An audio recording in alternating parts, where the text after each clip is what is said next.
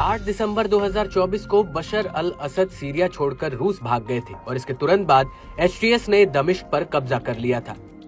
लेकिन इस सब के बीच इजरायली सेना गोलान हाइट से होते हुए सीरिया के बफर जोन में घुस गई थी।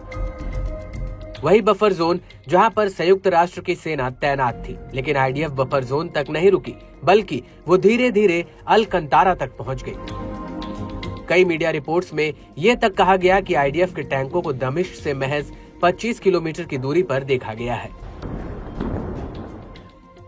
हालांकि उस वक्त ईरान आरोप लगा रहा था कि इजरायल सीरिया की जमीन पर कब्जा करना चाहता है, लेकिन हकीकत में इजरायल के इस कदम के पीछे एक बहुत बड़ा गेम प्लान था, जिसका अब खुलासा हो गया है।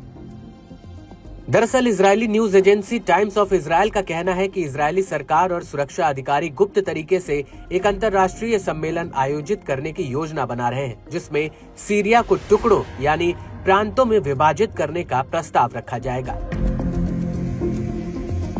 आसान शब्दों में कहा जाए तो इजरायल सीरिया को 2 टुकड़ों में बांटना चाहता है। दरअसल इसको लेकर इजरायल का तर्क है कि सीरिया को प्रांतों में बांटकर वहां रह रहे अलग अलग जातीय समूहों के अधिकारों और उनकी सुरक्षा को संरक्षित किया जा सकता है। वहीं न्यूज एजेंसी इजरायल हैयोम का कहना है कि इस पूरी प्लानिंग की पटकथा दिसंबर 24 में असद सरकार के गिरने के बाद लिखी गई थी। तब ये चर्चा भी हुई थी कि इजरायल के ऊर्जा मंत्री एली कोहेन सीरिया को टुकड़ों में बांटने के लिए एक अंतर्राष्ट्रीय सम्मेलन का प्रस्ताव रखेंगे।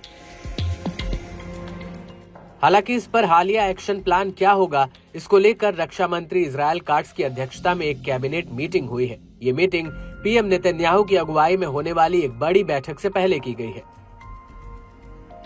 दरअसल इजरायल सीरिया में तुर्की के बढ़ते रणनीतिक हस्तक्षेप से चिंतित है। इजरायल को सीरिया में ड्रूज और कुर्दिश समुदाय की चिंता है। इजरायल को इस बात की चिंता है कि एचटीएस की नई सरकार का इनके प्रति क्या रुख होगा।